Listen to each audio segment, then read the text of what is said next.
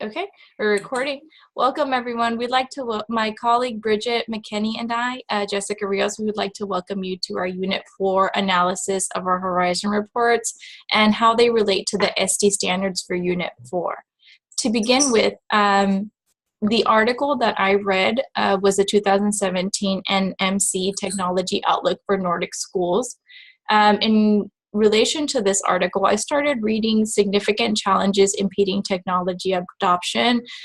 Stated under this article, there were 3 challenges. There are solvable challenges, those that which we understand the problems and understand how to solve. Difficult challenges, those which we understand the problems, but the solutions still remain elusive. And then wicked challenges, those that are far more complex to understand, much less address.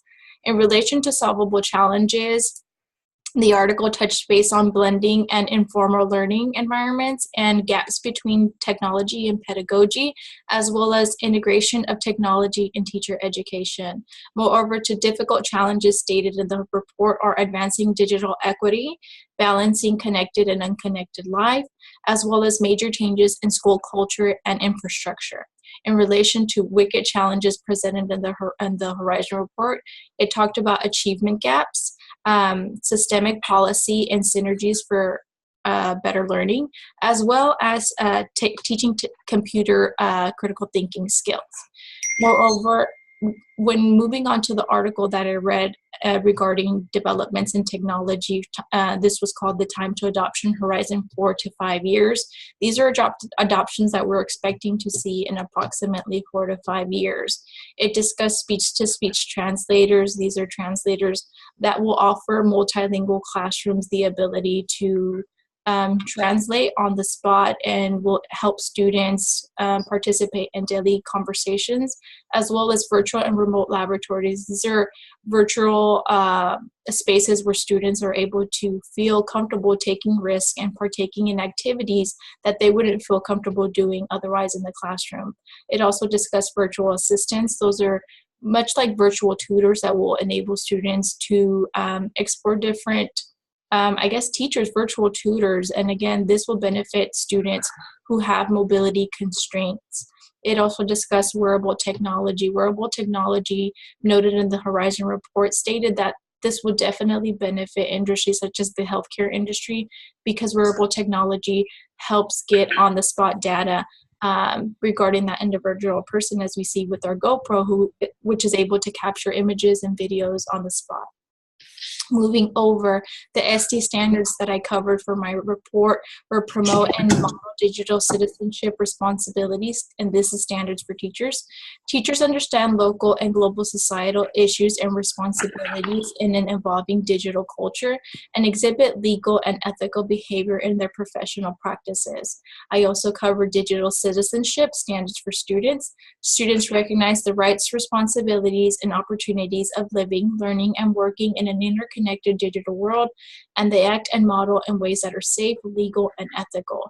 The way that these SD standards relate to the Horizon reports that I read stems from teachers being able to provide students by evolving the digital culture and enabling them to stay in an interconnected world. As we see highlighted in the article, it mentions all of these devices that we're seeing that will possibly be adopted in 4 to 5 years. Now, all of these devices enable students to, again, be very much involved in a digital world and definitely promote an interconnected digital world as well, and a digital culture. Moving on. You know, I love the connections to seeing the different versions of these reports, because what you're speaking of, these tools of technology that are going to be implemented in all of these years, you know, that can only be achieved, you know, if we close some of those gaps, like you said. Right. And that kind of leads into my article. And if you don't mind, could you make the 4th slide bigger? Because I didn't print mine out. And I do want to apologize for the movement in the screen. I think is the 4th one showing on your screen?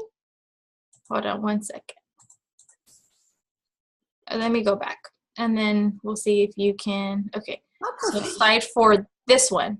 Absolutely. So, As you look through all of the challenges that were presented in the 2016 K-12 education report, and you think about, the solvable challenges, the difficult challenges, and the wicked challenges, a lot of that, when you look at the difficult challenges in the item that states, advancing digital equity, and then the leading into the wicked challenge of that achievement gap, there's so much that we must accomplish before those things can happen. And I can see why they have that kind of in the long range goals.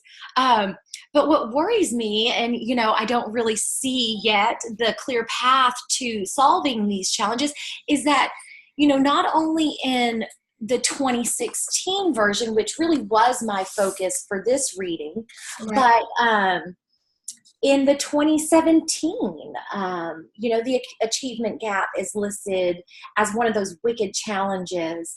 It's also listed as a wicked challenge in the 2015. So from 2015 to 2016 to now 2017, right, we're still stuck on this, almost intangible, barrier, and we don't really have a clear path for solving that, and I can't wait to see what comes about in our either our policies or our infrastructure or our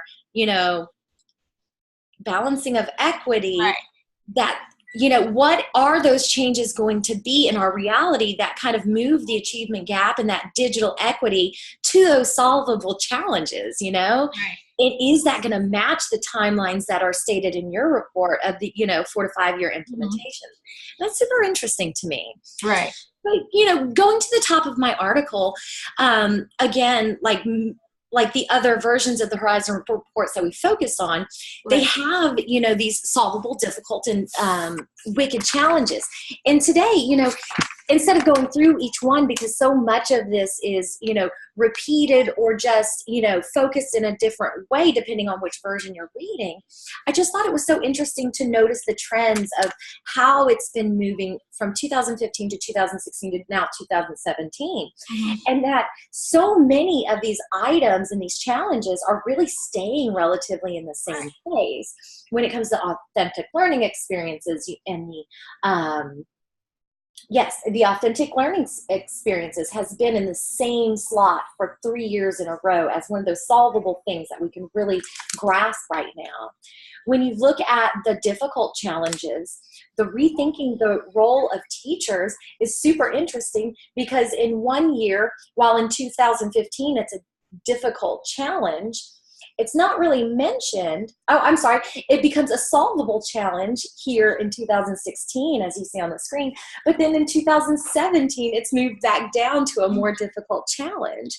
So it's like, even as we, find solutions to barriers that we're seeing in our technology implementation, they ebb and flow with how we're categorizing them based on that reality. And it's very interesting. And I'd love to look more at the inner workings of what specifically made it, fit into the role of solvable challenges for this 1 year, but every other year it's more of a difficult challenge. What led the association or the conglomeration to rank it in that order. So very interesting, but, connecting it to the ISTE standards, again, just like yours, your digital citizenship standards were more geared towards students and teachers. This is just a repetition of the exact same essence of, creating those models and the environments and the, learning and pedagogy and understanding on the teacher's end, so that we can create these digital citizens, that are only increasing in expectation as we move through the years. So this was a very fun one to read. And as we, progress through each unit, I love to see the connections and the trends. And I hope we can just continue to learn more. Sure. I'll be seeing you, Bridget. You awesome. Thanks, Jessica.